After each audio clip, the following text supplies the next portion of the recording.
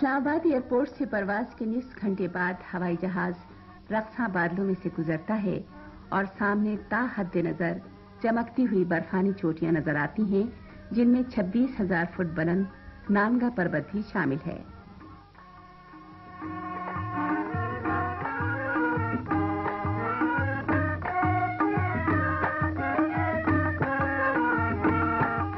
بلتستان میں K2 کے علاوہ تقریباً 150 برفانی چوٹیاں اور گلیشیئر پائے جاتی ہیں، جن میں شہرہ آفاق سیاچن گلیشیئر سب سے لمبا گلیشیئر ہے، جو کئی سالوں سے دنیا کا بلند ترین محاذ جنگ بنا ہوا ہے۔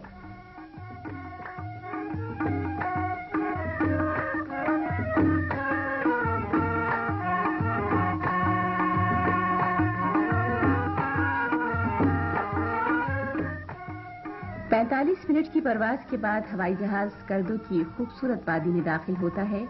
اسکردو ایئرپورٹ شمالی علاقوں کا دوسرا مصروف ترین ایئرپورٹ ہے، جہاں دنیا بھر کے سیاح نظر آتے ہیں۔ بلتستان 12 فروری 1947 کو کشمیر کے جہاد آزادی میں شامل ہوا تھا اور ڈوگرا فوجی قوت کا نام و نشان مٹا کر 14 اگست 1948 کو آزاد ہوا۔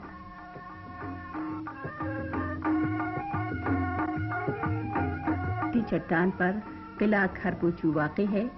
جنگ آزادی میں اس قلعے نے مضبوط دفاعی مورچے کا کام دیا تھا، اس لیے اس کو بلتستان کا جبرالٹر کہا جاتا ہے۔ اسکردو کے بازاروں میں ضروریات زندگی کی تمام اشیاء میسر ہیں۔ یہاں مخصوص شکل و شباہت کے روایتی چہرے دیکھنے میں آتے ہیں۔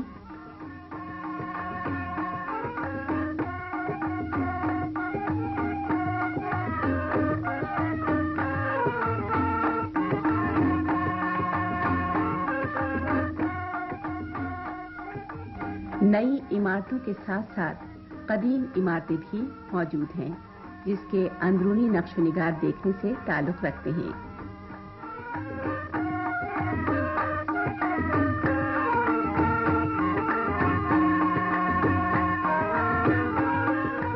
یہاں پرانے ظروف اور ساز و سامان نظر آتے ہیں، جو قدیم ثقافت کے آئینہ دار ہیں۔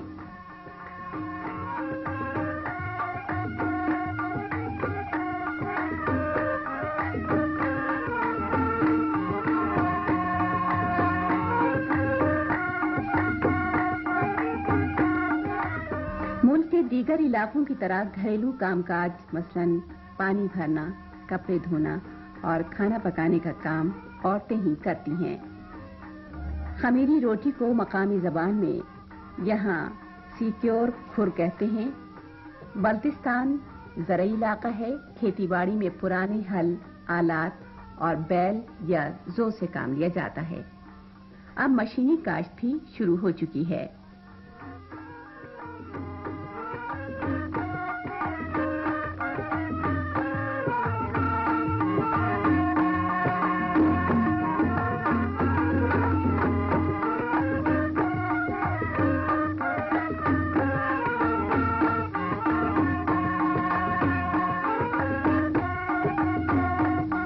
بلتستان کا ایک خاص ذریعہ آمدن ہے، بالخصوص سیب اپنی لذت اور شیرینی کے باعث ملک بھر میں پسند کیا جاتا ہے۔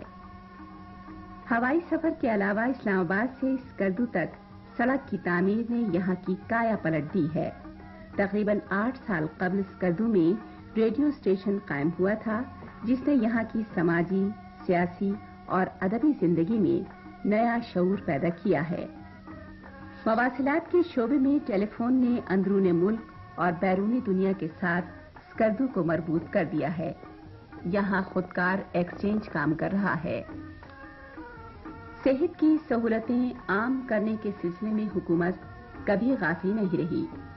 یہاں کا ڈسٹرکٹ ہیڈ کوارٹر ہسپتال 133 بستروں پر مشتمل ہے، جو 1974-75 میں تعمیر ہوا تھا۔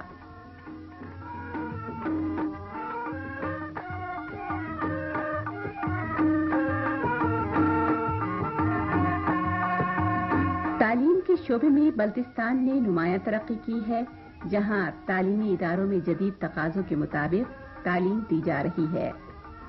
اسکردو میں کالج کی سطح تک کے تعلیمی مواقع حاصل ہیں۔ شہر کی میونسپل لائبریری میں منتخب کتابوں کا اچھا ذخیرہ ہے۔ ان میں ریفرنس کی معیاری کتب بھی شامل ہیں۔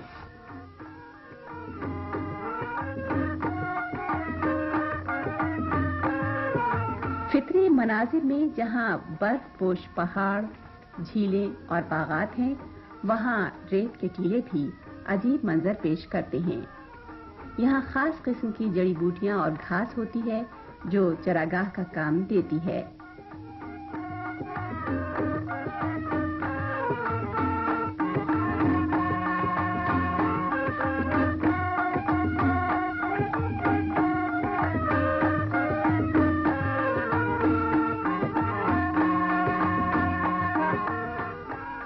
اسکردو شہر کے گرد و نواح میں سیاحوں کی دلچسپی کے کئی خوبصورت مقامات ہیں۔ اسکردو سے 5 میل دور پہاڑوں کے درمیان ست پر جھیل ایک دلکش منظر پیش کرتی ہے۔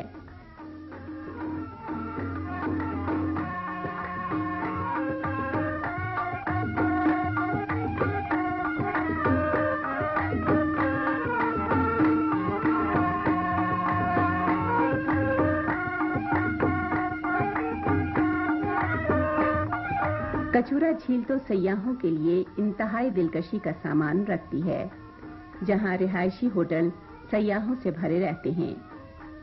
شامی اودھ کی طرح کچورا کی شام بھی اپنا جواب نہیں رکھتی۔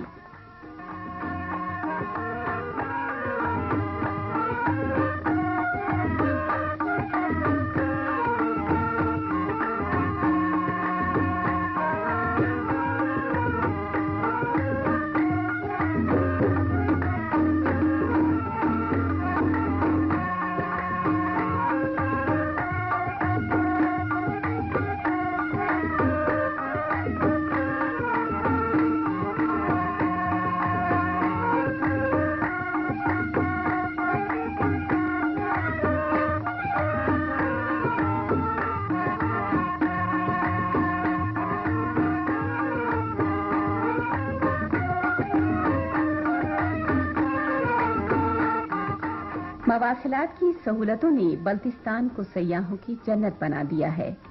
دیو قامت پہاڑوں کی اوٹ میں یہ دنیا تہذیب و ترقی کے سفر میں ملک کے کسی حصے سے پیچھے نہیں۔